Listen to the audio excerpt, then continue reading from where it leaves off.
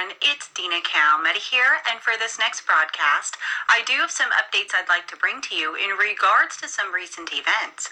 And I first would like to talk about the United States and Russia. It is being reported that apparently just this morning, President Putin has stated that if the United States develops new nuclear weapons, then Russia will have no choice but to do the same. The Russian president warned on Monday that Moscow would start developing short and intermediate range land-based nuclear missiles if the United States started doing the same thing. President Putin on Monday ordered the defense and foreign ministries and Russia's SVR Foreign Intelligence Service to closely monitor any steps that the United States takes to develop, produce, or deploy missiles banned under the defunct treaty, stating that if Russia obtains reliable information that the United States has finished developing these systems and started to produce them, Russia will have no option other than to engage in a full-scale effort to develop similar missiles. President Putin said that Russia's arsenal of air and sea-launched missiles combined with its work on developing hypersonic missiles meant it was well placed to offset any threat from the United States from now on. But he said it was essential for Moscow and Washington, the world's largest nuclear powers, to resume arms control talks to prevent what he described as an unfettered arms race breaking out. In order to avoid chaos with no rules, restrictions, or laws, we need to once more weigh up all the dangerous consequences and launch a serious and meaningful dialogue free from any ambiguity. Officials from President Trump's administration, speaking on condition of anonymity, has said that Russia has deployed multiple battalions of a cruise missile throughout Russia in violation of the pact, including in Western Russia, with the ability to strike critical European targets. So definitely a very serious situation between the United States and Russia. And hopefully over time they can both come back to the table and start talking about a new deal. And hopefully that new deal will also include China as well as other nations. And speaking of China, just this morning China has sent a huge punch towards the United States in the escalating trade war.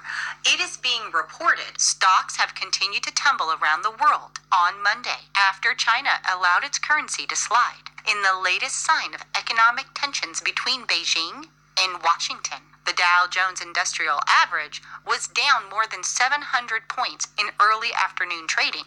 Earlier in the day, China allowed its currency, the yuan, to drop below 7 per dollar, its weakest level in a decade. It asked state-owned firms to stop buying U.S. agricultural products. It's the latest blow to American farmers, who have seen prices fall sharply as a result of friction between the United States and its major trading partners. The decision to let the yuan fall was widely seen as an effort by China to stem the effects of President Trump's decision last week to impose stiffer tariffs on imports from China, which also sent stocks falling on Thursday. Fox News is reporting that the Dow Jones Industrial Average went down 900 points at its low point before curbing some of those losses, ending the session at 760 points lower. All three of the major market averages lost about 3%, led by the tech-heavy Nasdaq Composite in what is the worst session of the year for the broader markets. And President Trump fired back in a tweet. Based on the historic currency manipulation by China,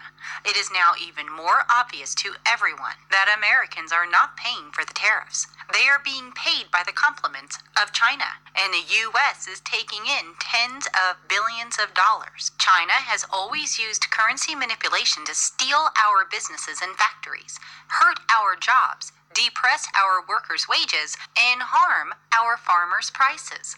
Not anymore. China is intent on continuing to receive hundreds of billions of dollars they have been taking from the United States with unfair trade practices and currency manipulation. So one-sided. It should have been stopped many years ago. Those are definitely some fighting words coming from President Trump, and this week will definitely be busy for earnings. And I will definitely continue to keep you updated. But I would like to move on and talk about what is happening with Hong Kong. It is being reported Hong Kong's government said violence and illegal protests were pushing the city to an extremely dangerous level, as police fired multiple rounds of tear gas to disperse hundreds of anti-government protesters on Sunday, and Beijing said it would not let the situation persist. Late on Sunday, hundreds of masked protesters blocked major roads, spray-painted traffic lights, started fires, and prevented transport from entering the Cross Harbor Tunnel linking Hong Kong Island in the Kowloon Peninsula. One protester, who was clad from head to toe in black, stated that we sprayed the traffic light because we don't want traffic to work tomorrow, and we don't want citizens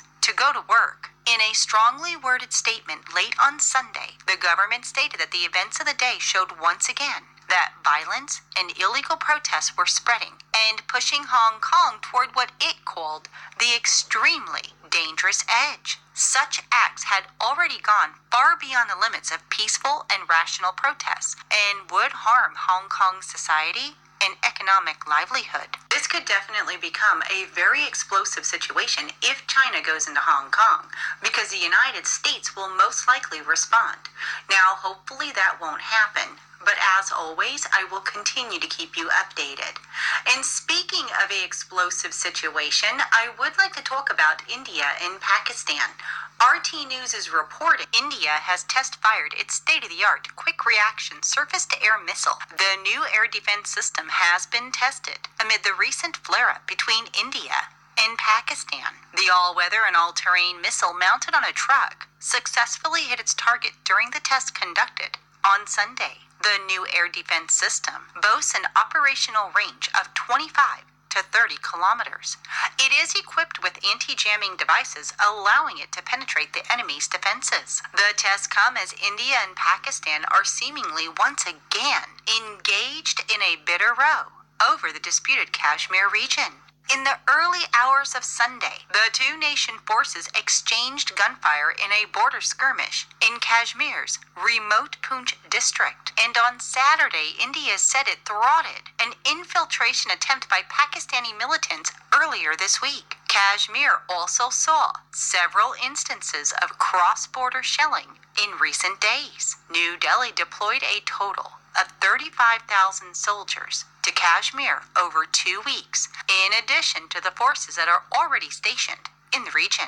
Pakistan's foreign ministry blasted New Delhi for making moves to dismantle the decades-old autonomous status of the Indian-controlled part of the disputed Kashmir. On Monday, the Indian president signed a decree effectively abolishing the special status of the J&K state, which forms the part of Kashmir administered by India. Among other changes, this will allow people from the rest of India to settle and own property there. Pakistan, which considers the whole territory its own, hotly contested India's move, stating that stripping Kashmir of its autonomy will never be acceptable. As part of this international dispute, Pakistan will exercise all possible options to counter the illegal steps. And with all of that on the table, North Korea has again fired 2 projectiles, making it its 4th launch in 2 weeks. South Korea's Joint Chief of Staff told the news agency that their military is monitoring the situation in case of additional launches and maintaining a readiness posture. Today's launch comes after North Korea fired missiles 220 kilometers or 135 miles, reaching an altitude of 25 kilometers or 15 miles on Friday. The North Korean media also confirmed that Kim Jong-un oversaw the firing of what it described as a new large-caliber, multiple-launch guided rocket system. And the North Korean leader has also observed the launch of the short-range ballistic missile the week prior. North Korea's foreign ministry released a statement denouncing Washington and South Korea over the start of their joint exercises.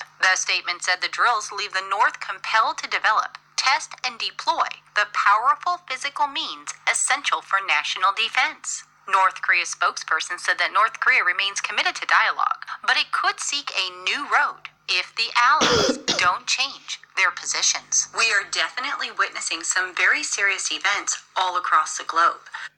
Praise be to Yahweh Bahashem, Yahushai Bahashem, Rakaka Dash, the Bohana to the Elder and the Apostles of Gitmiston. Peace, blessing, salutation to the Akim who pushing these truths to the four winds of the heaven. It's your brother Yasha coming again with this daily report is, man. We need to report in this, man, because we are watchmen. Before being teachers or prophet, we are watchmen. See, you cannot fight a war without a watchman, man. You see. So this is 2 Ezra 9, starting at verse 1. He answered me then and said, measures all the time diligent in itself, when thou seest part of the side past, which I have told thee before, then shall thou understand that is the very same time when the highest will begin to visit the world which he made. So Yahweh Shai will start to visit the earth which he made through economic collapse, which will make the ushering in of Jacob trouble, man, and there's a mark of the beast. You see, amen. And the things like these wars which are happening, which will start happening very soon, man.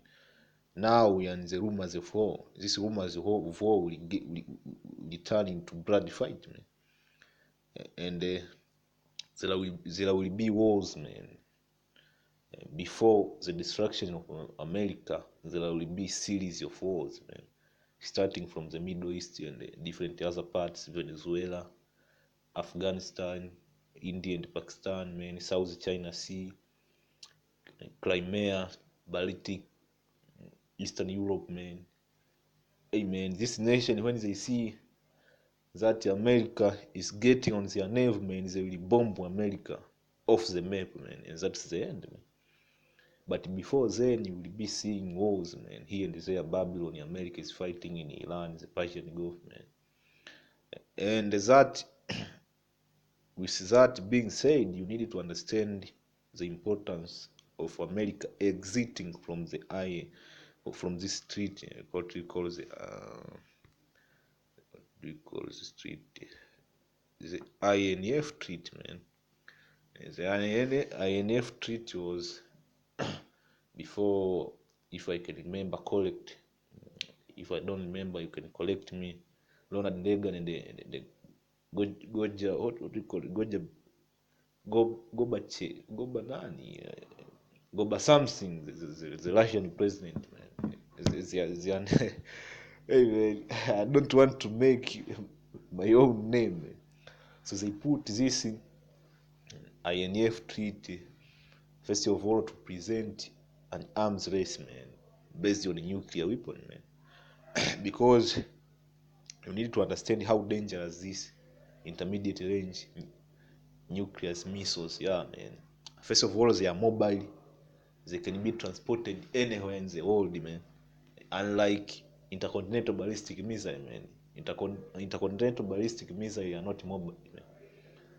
They have specific area where you can launch, man. But this small to medium range nuclear missiles, man, they can be transported from Russia to Middle East, from Russia to India, from Russia to Eastern Europe, man. And their danger comes when, let's say, Russia and America go to wars. When America invade Iran, like it was in Syria, man. When Russia and America was fighting in Syria, this treaty was still in place, man. But when this treaty is gone, this intermediate, short to intermediate range ballistic missile, which are nuclear, they will be deployed, man.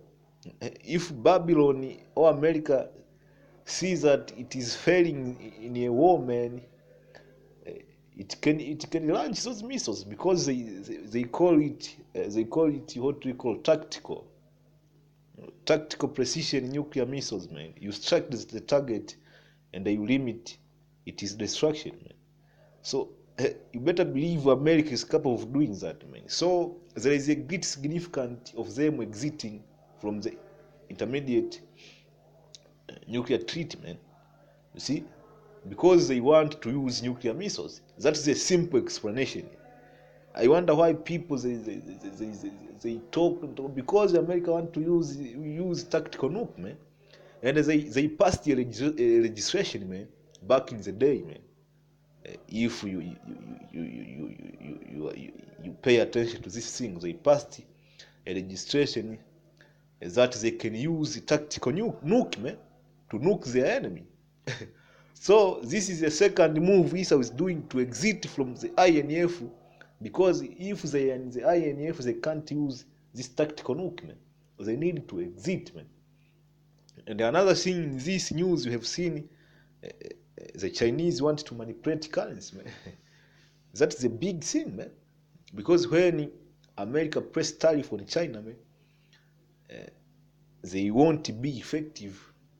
They won't be effective because the Chinese they will devalue their currency, man. So America need to put more tariff, man. And by America putting more tariff, amen, the living expense in America will go up, man. You see? Because there won't be imported goods. The biggest country which sells their goods to America is China, selling the buy from America. So the people in America will start feeling or getting the heat. So you need to understand these things, man. We are not expert. We are trying the best of our ability to make you understand what is going on, man.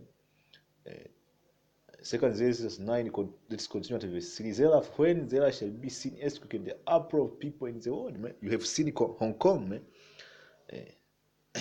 Hong Kong have turned into a battlefield, man. There is insurrection, man. The people in Hong Kong want to break free, man. You see, they consider themselves to be a country, man. And in France, man, you can look at a recent video done by Elder Malcolm, man, at Maccabean Spirit. You can see in France, man, people are fighting with the policemen. Quality. These protesters, they even know quality than you know, man. One police was beaten, man. One police was beaten, man. I was thinking it was an uppercut, man. That police was killed by other police away from the area of protesting, man, to the hospital. That punch was heavy on that policeman. He fell down. Yahweh is starting to visit these people, man. And they shall so well understand that the Most High spake of those things from the days that were before, even from the beginning, man. You see?